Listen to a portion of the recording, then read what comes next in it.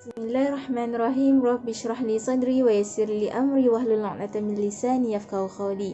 Assalamualaikum warahmatullahi wabarakatuh dan salam sejahtera kepada Dr. Nuraini Abdullah dan rakan-rakan.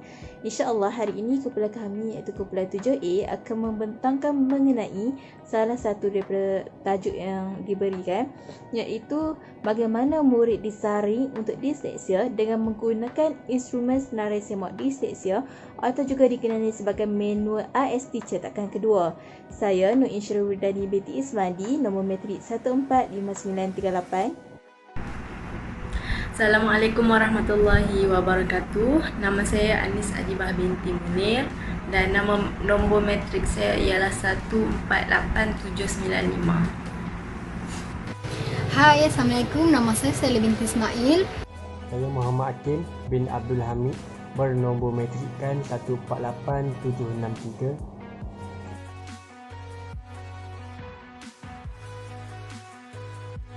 Baiklah, apa itu ASD? ASD merupakan satu ujian saringan bagi mengenal pasti kebarangkalian seseorang murid itu mengalami masalah pembelajaran spesifik disleksia. Disleksia pula merupakan gabungan dua perkataan Greek, iaitu dis yang bermaksud kesegaran dan leksia yang bermaksud perkataan. Dalam konteks pelaksanaan program disleksia, Kementerian Pendidikan Malaysia telah mentakrifkan murid yang mengidap disleksia ini sebagai murid yang memiliki kecerdasan mental yang searas atau mungkin melebihi murid-murid tipikal yang lain, tetapi mengalami kesukaran yang tinggi dalam kemahiran mengeja, membaca dan menulis. Apa ASD dipergunakan? Berbanding dengan murid-murid lain yang mengalami masalah pembelajaran yang lain, murid yang mengalami masalah pembelajaran spesifik disleksia ini hanya dapat dikenal pasti apabila mereka masuk ke alam persekolahan atau alam pendidikan berdasarkan kesukaran yang mereka alami dalam kemahiran membaca, mengeja atau menulis. Oleh itu, kebanyakan murid-murid disleksia ini dapat dikenal pasti melalui 3 cara, iaitu yang pertama melalui khidmat psikologi, yang kedua melalui klinik keperubatan dan yang ketiga melalui psikologi pendidikan. Dan ketiga-tiga cara ini menggunakan instrumen yang diadaptasi daripada negara barat, yang mana apabila kita nak gunakan instrumen ini, kita perlu patuhi peraturan hak cipta. Oleh itu, bagi mengatasi permasalahan ini, bahagian pendidikan khas telah mereka satu instrumen yang juga dikenali sebagai instrumen senarai semak disleksia yang kita akan bincangkan ini, atau juga dikenali sebagai ASD. Manual disleksia ini dibina berasaskan teori. Murid disleksia mempunyai ciri yang pertama, kecerdasan mental yang normal, itu sama dengan murid-murid tipikal, tetapi kesukaran yang mereka alami dalam kemahiran membaca dan menulis yang juga merupakan ciri yang kedua menyebabkan murid-murid ini mengalami pencapaian prestasi akademik yang rendah yang juga merupakan ciri yang ketiga, menyebabkan mereka secara amnya ketinggalan 2 tahun di belakang rakan sebaya yang juga merupakan ciri yang keempat. Oleh itu, manual ASD ini dibina dan mengandungi 3 elemen dalam manual ini untuk menyaring murid-murid disleksia. Elemen yang pertama adalah untuk mengukur persepsi terhadap penguasaan kemahiran membaca, mengeja dan menulis.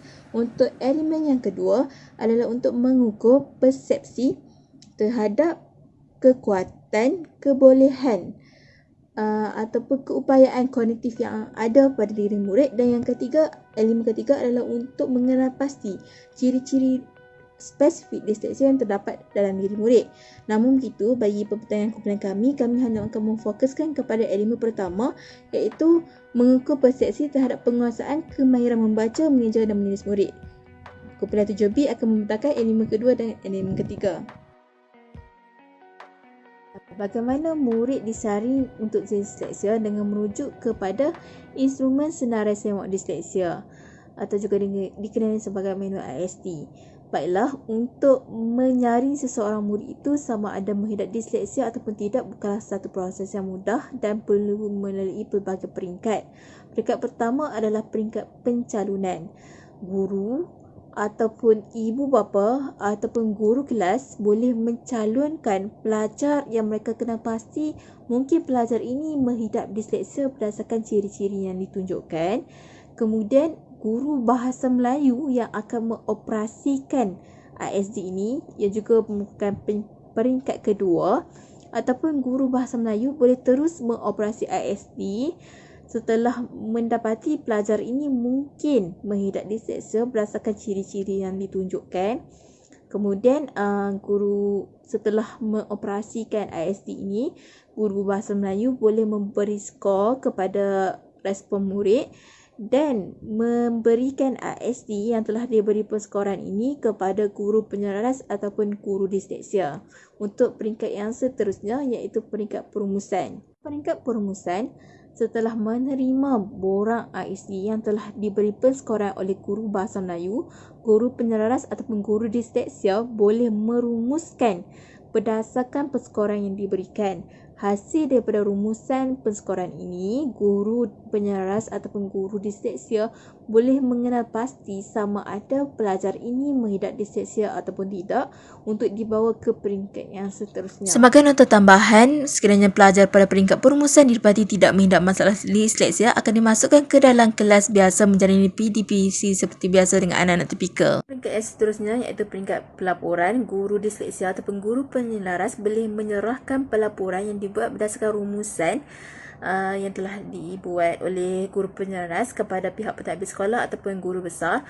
Guru besar atau pihak pentadbir sekolah boleh menyerahkan pelaporan tersebut bersama dengan ISD dan borang pengesahan pengamal perubatan kepada ibu bapa ataupun penjaga kepada pelajar tersebut untuk memaklumkan akan kondisi pelajar tersebut. Sekolah juga boleh mencadangkan kepada ibu bapa untuk membawa anak mereka bertemu dengan pengamal perubatan untuk mendapatkan perkhidmatan kepakaran. Baiklah, peringkat yang berikutnya merupakan peringkat pengesahan pengamal perubatan yang juga merupakan peringkat kedua terakhir sebelum pelajar ditempatkan ke dalam program disleksia. Keputusan ISD yang menyatakan bahawa seseorang murid itu mungkin barangkali menghidap disleksia perlulah mendapat pengesahan oleh pengamal perubatan terlebih dahulu. Sekiranya pelajar itu didapati tidak menghidap disleksia oleh pengamal perubatan, maka pelajar ini akan ditempatkan ke dalam kelas biasa menjalani PDPC biasa sebagaimana anak-anak tipikal yang lain. Kita dapat lihat dalam ilustrasi tersebut. Okey. Sekiranya pelajar itu disahkan oleh pengamal perubatan sememangnya menghidap disleksia, maka pelajar ini akan ditempatkan ke dalam program disleksia. Hal ini bertepatan dengan keperluan peraturan pendidikan khas yang mana seseorang pelajar itu perlulah mendapat pengesahan akan masalah pembelajaran yang dihadapi sebelum dilayakkan untuk masuk ke mana-mana program pendidikan khas. Setakat itu saja pembintangan saya untuk kali ini bersama dengan rakan saya yang lain. Sekian, terima kasih.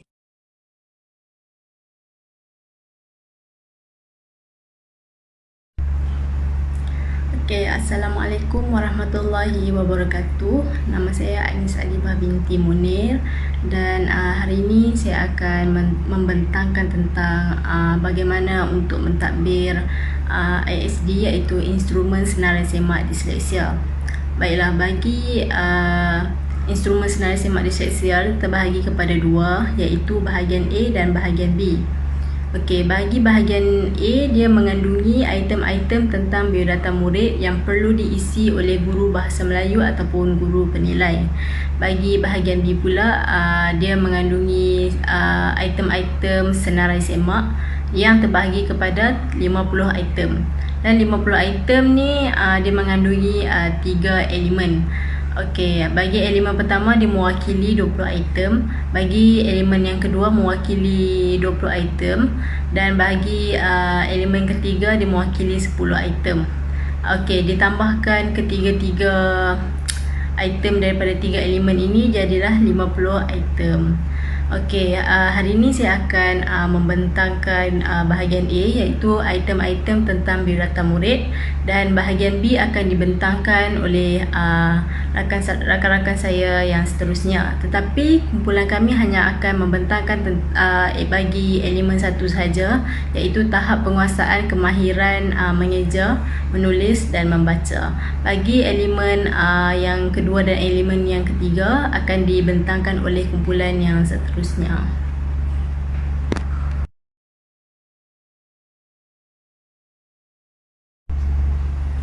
Baiklah, ini merupakan biodata murid yang perlu diketahui dengan jelas oleh guru penilai ataupun guru bahasa Melayu tersebut. Yang pertama berkenaan dengan nama murid, kemudian jantina, status murid, tahun persekolahan, keturunan, kedatangan murid, pencapaian akademik. Bagi pencapaian akademik ni kita mengikut grade akhir yang grade akhir peperiksaan yang diambil oleh murid tersebut. Kemudian nama sekolah, lokasi, negeri, daerah, kemudian nama guru bahasa ataupun guru penilai. Seterusnya tarikh pelaksanaan ISD dan akhir sekali tanda tangan guru bahasa ataupun guru penilai. Baiklah, ini merupakan contoh borang instrumen senarai semak disleksia daripada Kementerian Pendidikan Malaysia yang perlu diisi oleh guru bahasa Melayu ataupun guru penilai. Okey, ini helaian yang kedua bagi borang instrumen senarai semak disleksia.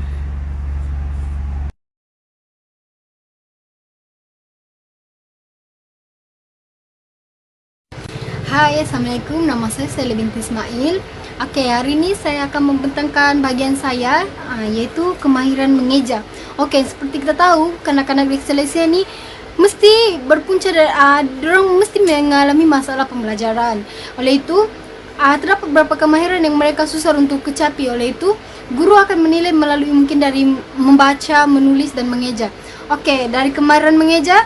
Kemahiran mengeja ini adalah proses memilih serta mengadun lambang-lambang untuk melahirkan bunyi-bunyi perkataan secara lisan atau bertulis. Kemahiran mengeja perlu dipelajari dan boleh diperoleh melalui kemahiran membaca. Okey, mengeja ini adalah satu pembelajaran yang asas untuk kanak-kanak disleksia yang untuk mereka boleh dinilai. Okey, pertama sekali terdapat 5 elemen mengeja. Okey, pertama, mengeja perkataan mudah. Kedua, mengeja perkataan tidak sebagaimana yang dikehendaki. Ketiga, menyusun abjad tidak mengikut dalam perkataan sebagaimana yang sepatutnya. Okey, seterusnya, keempat, kesilapan meletakkan suku kata dalam perkataan. 5, tidak boleh atau keliru dalam membezakan bunyi abjad yang hampir sama yang terdapat dalam suku kata.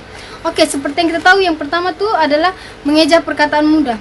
Okey, kadang-kadang disleksia ni mereka sukar untuk mengenal huruf, apalagi huruf tu hampir sama. Contohnya B dan D. Mereka tidak boleh membezakan.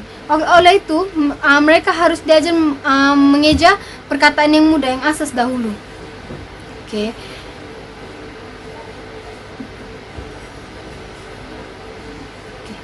Yang pertama sekali adalah mengeja perkataan mudah. Seperti kita tahu, murid seharusnya dapat mengeja perkataan mudah. Perkataan mudah bermaksud perkataan asas yang seharusnya ada pada seorang murid. Tapi mereka boleh dinilai melalui peringkat umur. Sebab pembenaran kata ni melalui peringkat umur. Contohnya tahun 1.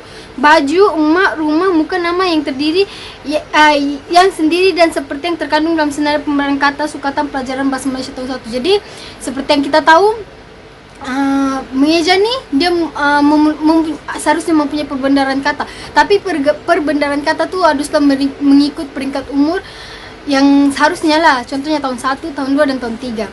Okey, seterusnya ialah yang kedua, mengeja perkataan tidak sebagaimana yang dikehendaki. Okey, contohnya guru menghendaki mereka mengeja baju, tapi mereka eja batu.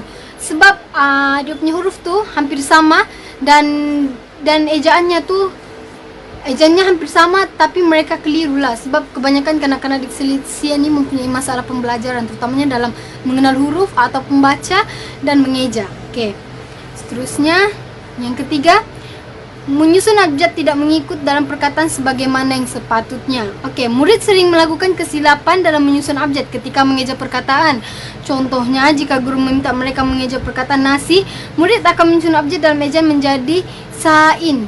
Dia akan dorang akan mengeja benda tu jadi terbalik. Okey, dorang tidak akan ikut eja perkataan sebagaimana yang mau dihendaki oleh guru. Okey, contoh lain, sabun. Murid akan eja menjadi basun sebab mereka dari bunyi mereka rasa bunyi itu hampir sama dan ejaan pun hampir sama, tapi mereka akan merasa keliru. Jadi mereka tidak akan mengeja dengan betul. Okey, seterusnya yang keempat, kesilapan meletakkan suku kata dalam perkataan. Okey, ini murid sering melakukan kesilapan dan meletakkan suku kata dalam perkataan. Contohnya tu kan pelajar disuruh mengeja pasu, tapi mereka memisahkan suku kata pah dan su. Jadi bila mereka mengeja, mereka akan letak benda tu jadi salah. Dia akan jadi pa su. Diorang akan tukar su pa. Jadi itu nampak di situ pelajar akan meletakkan kesilapan, melakukan kesilapan meletakkan suku kata yang betul. Okey, yang seterusnya kelima. Tidak boleh atau keliru dalam membezakan bunyi abjad yang hampir sama yang terdapat dalam suku kata. Okey, murid tidak boleh atau keliru dalam membezakan bunyi-bunyi abjad yang hampir sama. Contohnya dapat. Dah dengan pat. Dapat tu, jadi suku katanya dah dan pat tu hampir sama. Jadi pelajar akan keliru. Diorang akan eja tu terbalik, sama ada dah dan pa. Bagi mereka dah tu hampir sama dengan pa. Sebab dari bentuk huruf pun mereka mengetahuinya sudah. Benda tu hampir sama. Jadi kanak-kanak dislesia memang sukar untuk membezakan. Okey, dari situ guru mampu menilai pelajar dari ejaan mereka, membaca dan menulis. Jadi jika mereka salah sudah dalam mengeja, bagaimana dengan membaca dan menulis. Okey, itu saja dari saya. Sekian, terima kasih.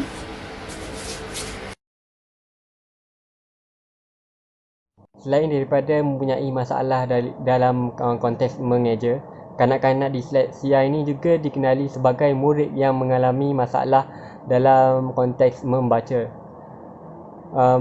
Kanak-kanak yang mengalami disleksia ini mempunyai tahap untuk membaca yang rendah. Kemampuan kanak-kanak disleksia ini tidak setaraf dengan murid yang seumur dengannya. Apabila mereka hendak membaca, mereka akan menggunakan jari-jari untuk membaca.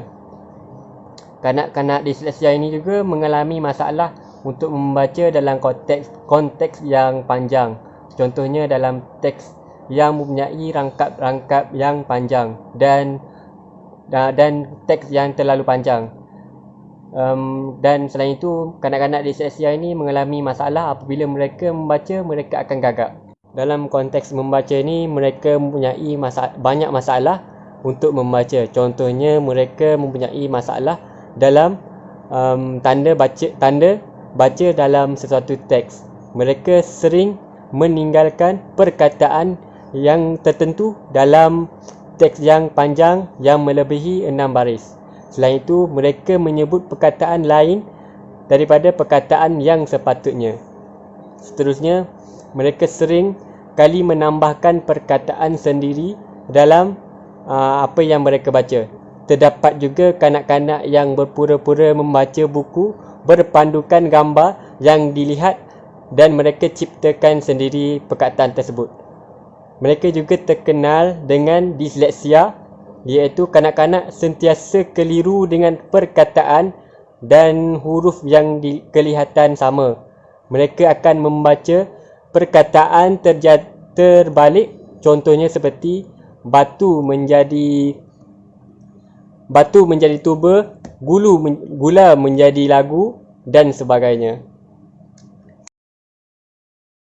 Selain itu, masalah yang dihadapi oleh kanak-kanak disleksia ini dalam konteks membaca adalah mereka tidak boleh membaca perkataan yang mengandungi perkataan vokal berbanding, difton, konsonan berganding.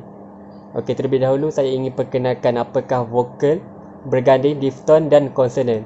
Vokal berganding adalah perkataan vokal yang disebut berjauhan dengan perkataan vokal yang bersebelahan dengannya. Contohnya dalam slide ini adalah daun, cium, baik, buih. Semua perkataan vokal disebut berasingan. Manakala difton, mereka menyebut perkataan huruf vokal bersama-sama. Contohnya pulau, misai, au disebut bersama. Manakala konsonan berganding adalah perkataan konsonan yang harus disebut bersama-sama. Contohnya khamis, syarikat, trafik. Murid disleksia ini mempunyai masalah untuk menyebut perkataan-perkataan tersebut. Selain daripada masalah membaca dan mengeja, kanak-kanak disleksia ini mempunyai masalah dalam kemahiran menulis. Hasil kerja yang ditulis oleh kanak-kanak disleksia ini kadang-kadang tidak kemas. Contohnya saiz tidak seragam, margin antara huruf atau perkataan baris tidak seragam dan tidak seragam dalam menyusun dan membentuk huruf. Dan kerja mereka ini kadang-kadang kotor. Mereka sering mencampurkan perkataan huruf kecil dan huruf besar. Contohnya dalam perkataan rumah, huruf kecil dieja RU dan huruf besar di tengah dan huruf kecil AH di belakangnya huruf kecil. Murid menulis kadang-kadang tidak mengikut garis dan huruf besar tidak sama besar. Selain itu, kanak-kanak disleksia ini mempunyai mereka tidak berupaya untuk menyalin semula secara lengkap apa yang ditulis di papan hitam. Mereka kadang-kadang akan menekan kertas yang berada di hadapan mereka dengan pen dan kadang-kadang menggigit jari mereka kerana mereka tidak dapat memindahkan perkataan atau huruf yang berada di dalam otak mereka ke tangan mereka. Menyebabkan mereka ini tidak berupaya untuk menulis apa yang didengar oleh mereka. Seterusnya, masalah yang ketiga yang dihadapi oleh kanak-kanak disleksia dalam konteks menulis, dalam konteks kemahiran menulis adalah tulisan mereka sukar dibaca. Contohnya abjad yang berada di dalam slide iaitu dubuk. Perkataannya tidak jelas dan tidak ada jarak antara perkataan dengan perkataan yang lain. Contohnya, saya makan nasi. Tiada senggang antara satu perkataan dengan perkataan yang lain. Dan kedudukan huruf tidak teratur antara atas dan bawah. Mereka tidak dapat membezakan sesuatu garis dalam teks. Masalah yang keempat dalam yang dihadapi oleh kanak-kanak disleksia dalam kemahiran menulis adalah mereka sentiasa menulis secara terbalik. Contohnya abjad-abjad B menjadi D, U menjadi N, M dan menjadi label U. Manakala perkataan yang sentiasa terbalik adalah sama menjadi masa, buku menjadi kudu, duku menjadi kuda. Dan kadang-kadang murid disleksia ini juga tulisan apa yang mereka baca tidak sama dengan teks yang berada perkataan yang berada dalam teks. Sekarang kita beralih ke bahagian yang terakhir iaitu penskoran ISC, di mana kita dapat melihat bagaimana skor diberikan oleh guru Bahasa Melayu kepada respon murid. Sama-sama kita lihat. Penskoran ISC kebiasaannya dijalankan oleh guru Bahasa Melayu pada peringkat pengoperasian ISD. Skor 1 diberikan kepada jawapan ya, manakala skor 0 diberikan bagi jawapan tidak. Baiklah, bagaimana kita nak merumuskan penskoran ISD? Sekiranya pelajar mendapat julat skor antara 0 sehingga 7 bagi elemen pertama, pelajar ini akan diberikan skor 0. Tetapi sekiranya pelajar mendapat julat skor antara 8 sehingga 20 bagi elemen pertama, pelajar ini akan diberikan 1. Saya akan menginterpretasikan makna di sebalik 0 dan 1 ini pada bahagian interpretasi elemen. Baiklah, bagi elemen kedua juga mempunyai julat skor yang sama, 0 sehingga 7, pelajar akan diberikan skor 0. Manakala bagi julat skor 8 sehingga 20, pelajar akan diberikan 1. Bagi elemen ketiga, sekiranya pelajar mendapat julat skor antara 0 sehingga 3, pelajar ini akan diberikan skor 0. Manakala bagi julat skor antara 4 sehingga 10, pelajar ini akan diberikan skor 1. Baiklah, kita beralih ke interpretasi elemen. Sekiranya pelajar diberi skor 0 bagi elemen pertama iaitu persepsi terhadap penguasaan kemahiran membaca, mengeja dan menulis, iaitu pelajar mendapat julat skor antara 0 sehingga 7, pelajar ini dikatakan tidak mengalami masalah dalam kemahiran membaca, mengeja dan menulis. Tetapi sekiranya pelajar mendapat julat skor antara 8 hingga 20, iaitu skor yang diberikan adalah 1, pelajar ini dikatakan mungkin menghadapi masalah dalam kemahiran membaca, mengeja dan menulis. Bagi elemen seterusnya akan diterangkan oleh rakan saya. Baiklah, bagi elemen yang kedua iaitu persepsi terhadap kebolehan murid, bagi skor kosong, murid dianggap berada dalam lingkungan kebarangkalian mempunyai kognitif di bawah aras murid-murid biasa. Bagi skor 1 pula, murid-murid dianggap berada dalam lingkungan kebarangkalian mempunyai keupayaan kognitif searas ataupun melebihi murid-murid normal. Baiklah, bagi elemen 3 pula iaitu ciri-ciri spesifik disleksia yang ada pada murid. Okey, murid dianggap berada dalam lingkungan kebarangkalian menghadapi kesukaran. Okey, disleksia terdiri daripada mereka yang mendapat skor seperti berikut iaitu elemen 1 skor 1, elemen 2 skor 1 dan elemen 3 skor 1. Selain daripada mendapat skor 1 bagi ketiga-tiga elemen adalah tidak dikategorikan sebagai murid disleksia. Sebagai contoh di peta yang bawah yang pertama, okey, elemen 1 skor 1, elemen 2 skor 0 dan elemen 3 skor 1. Okey, sekian saja daripada kumpulan kami. Terima kasih. Sekian, terima kasih.